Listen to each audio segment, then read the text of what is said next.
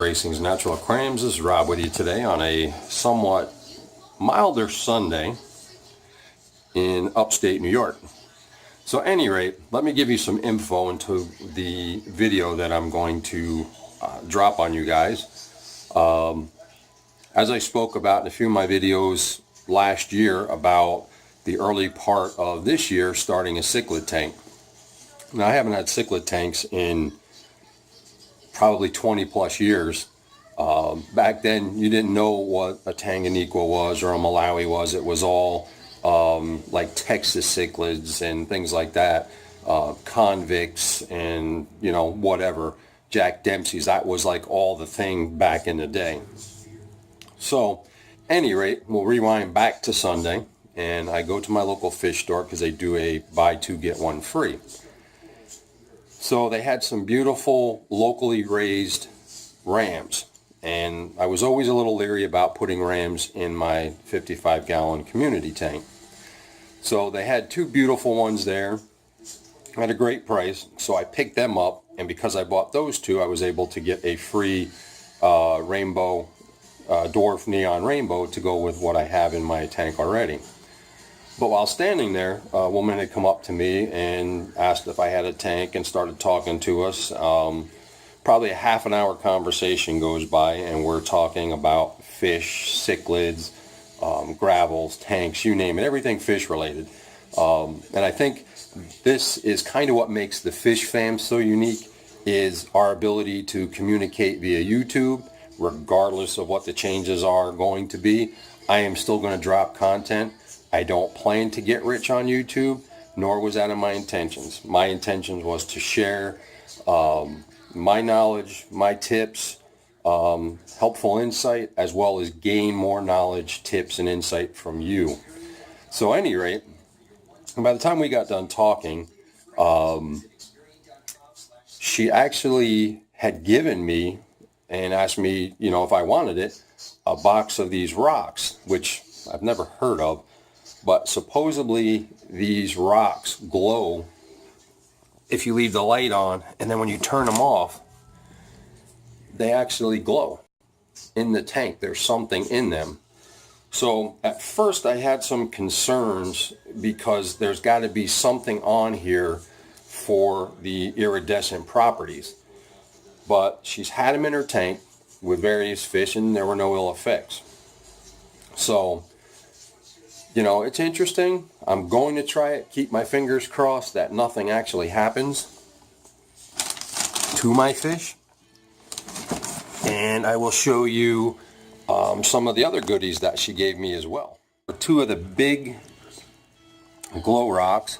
And then she gave me a box of various rocks. She gave me, this is 2 bags of the Carib Sea Supernatural Premium Substrate, which was really cool of her, but that's not the best part. You can also see my local fish store does a once-a-year fish frenzy where things are 30 to 60% off. So I managed to score a bag of the Supernatural Premium Black Sand. And then I also scored this peppered sand, white and black, and I already have 2 big bags of regular sand, so I'm going to mix it up and give the tank a peppered sand bottom. So I will go into exactly why I'm so stoked about this video. Get all those rocks. She's giving me probably 6 or more juvie cichlids. So what I thought was going to take several months into the new year to finally get started is actually happening right now. So as you saw, I have rocks, I have sand, I also have my new 75-gallon that I picked up from my local fish store, and I got a good deal on it. It was $99. So in this box is something that I'm really excited about and looking forward to put it through its paces. So it's definitely not filter cartridges. Takes a little bit more than that to get me excited.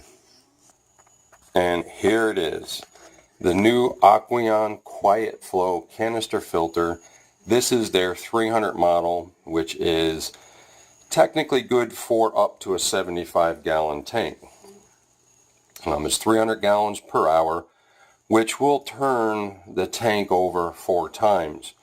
Now, as a lot of you know, and some of you may not know, you cannot necessarily go by this true gallonage.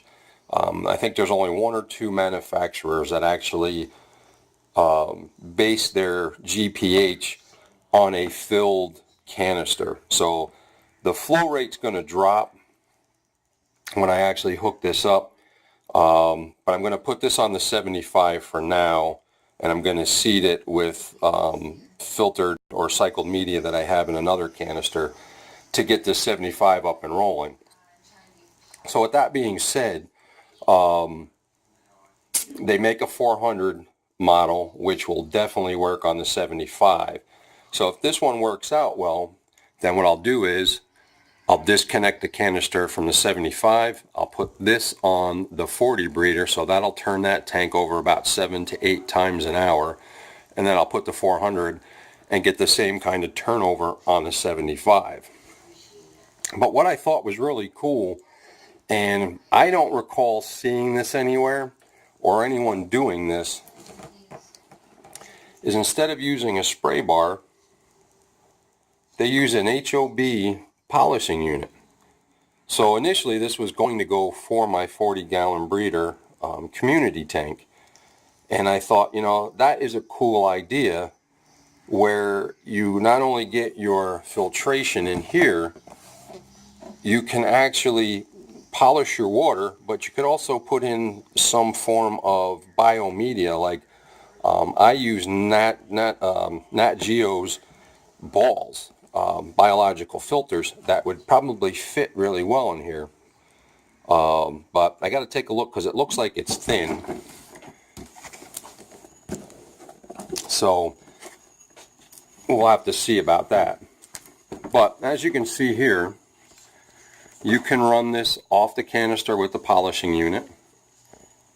You can also use the wand and spray it out, which is probably the better thing for a cichlid, but I do have a power head that I scored when I traded a local fish keeper some plants that had grown out in my tank. Or you can do the traditional spray bar method. So, according to what they say, filters 300 gallons per hour, ensuring water is constantly being circulated through the multi-staged filter process. Well, that will remain to be seen. So now that I look at this, because I haven't opened the box until just now, I'm not too sure I would be able to get any sort of biomedia, maybe a couple chips of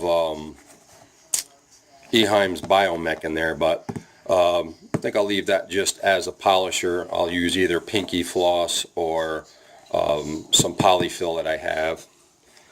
But that's basically the design right here. Intake, outtake, polishing. They talk about the important requirements of how low it should be or how high it should be from the tank.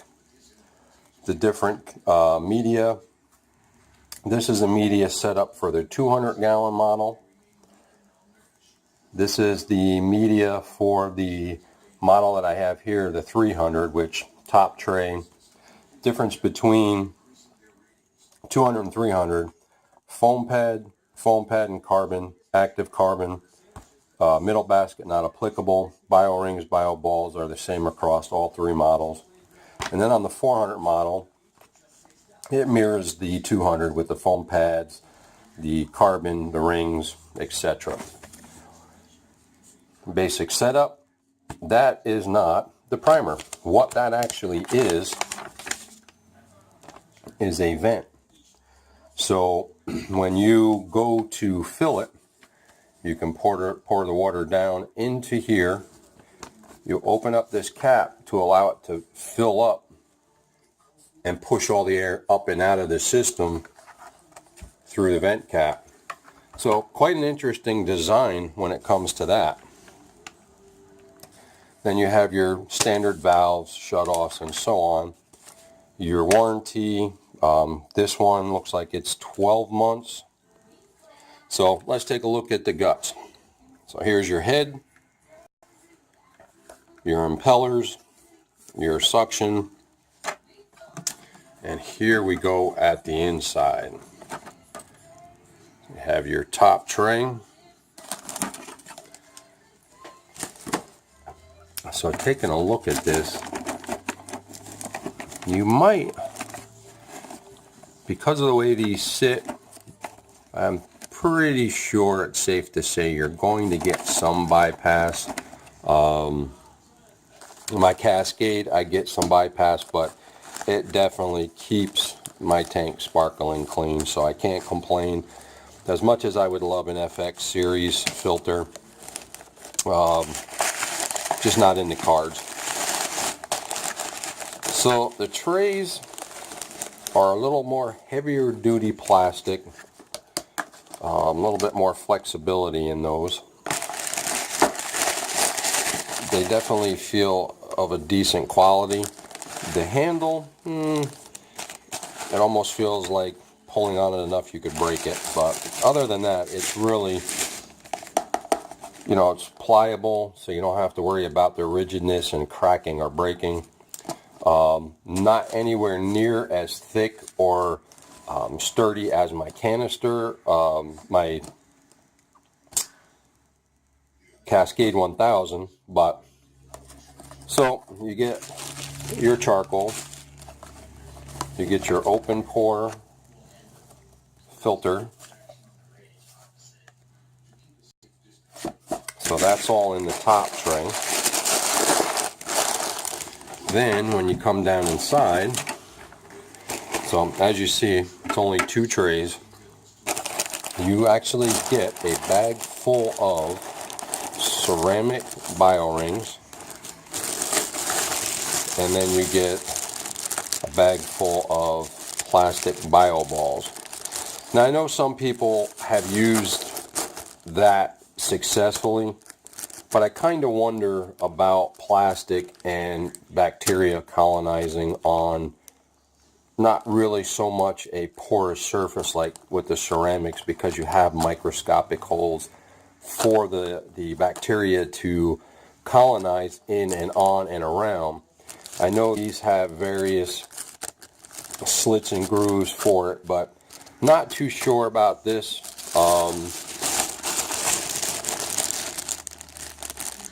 I might just wind up filling this with a mix of my own biomedia and using these, because I can definitely tell these are Sinister glass or Sinister sand. So that's pretty much the internal workings. So a little tip that I gave on my first video, you see how it has these little feet here to hold that bottom tray? That leaves this whole bottom open when the water comes into the tank or into the canister to flush around, and constantly stirring up that mold and debris to slowly come up inside of your media and start to gum it up sooner than later. Now I'd have to say, from a filtration standpoint, this filter is very simplistic. I definitely think there are some areas that can be improved upon. I think us as fish keepers can actually hot rod these, to take a term from Corey to Aquarium Co-op, and make these that much better. I think with the simplicity here, you probably will get close to 300 gallons per minute until it starts to fill up with mold and debris. So I'm looking at this thinking, what I did in my Cascade was that void, so that the water's not sloshing around, stirring it up. I put Eheim Biomech, which look like little chiclets with dimples in them, and they're a Sinister or Sinister sand or glass. I laid them on the bottom, and then I mixed in some Nat Geo ball biomaterials in here, so that when it comes down, it can't slosh all around and stir it up. I've created another bed for filtration by having that biomechanics down there to help stop the slurrying of the water, to add more filtration, and not waste this void. So with that being said, I could even go one step further, but also by doing so, I'm probably going to reduce the gallons per hour. If I was to take this and put some polyfill on the top, that would give me even more filtration and more filtering out more debris. So with here, and it looks like they actually fit pretty well. So the way this connects all together, the bypass might be kept to a minimum, because this is going to fit deep down inside of here. So I think that might help, and as you can see, the end there is fitted to fit right down inside. So I'm thinking the amount of bypass might be pretty minimum, which could be a good thing. It's kind of hard to do this one-handed.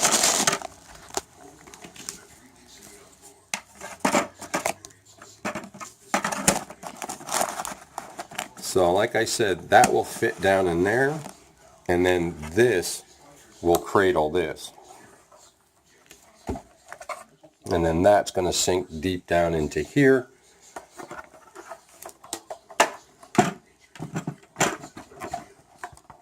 And then basically latch her up and hook it up. And like I said, this is actually a vent valve. You open this, and that'll allow the air to come up and out. And then just before the water comes out, you just lock it and you're ready to roll. Not too sure how I feel about that feature. You know, where most of us do this with a canister to get the air out, and we don't have to worry about a geyser coming up and at you. But I think here, if you crack it just a little bit, it doesn't allow it to come out too far, and it does have an O-ring to stop it, which I think over time with use probably couldn't hurt to have some extra O-rings. So that's pretty much it. This is the Aqueon 300 model, and I put the excuse me, just to see how it would look, the polisher on here. So I'm not too sure how I'm going to roll, because the cichlids that are going to be in here are going to be medium sized. It looks like she had some electric blue. I'm not sure what else she's going to give me. It might be a mixed bag. So when I get them and I get them in here, I will do a follow-up. I'm also going to do a follow-up once I get the scaping here done. But I'd have to say I'm pretty impressed with the overall quality build. This is the same type of hang-on back as you have seen in their 20 filters, their 55, 75 filters. Definitely a thick quality plastic. So yeah, we'll have to see how this is going to pan out. And the hose, like I said, it's not stiff like a lot of other hoses. I mean, it is pretty flexible. They give you all the pieces necessary to set it up however you want: spray bar, wand, or hang on back. And definitely have some helpful tips here: their warranty information, their technical service, changing media, the stuff that we already know. So folks, I hope you enjoyed this, and I look forward to dropping another video with the setup, and then another video showing you the new cichlids coming in. I'm really excited about it. As I said earlier, I haven't had cichlids in probably 20 plus years. So this is definitely going to be awesome. See, I luck out here. For a lot of folks that are like, well, my husband or my wife doesn't want me to get another fish tank. This is her tank. This I'm doing for her because she so wanted cichlids.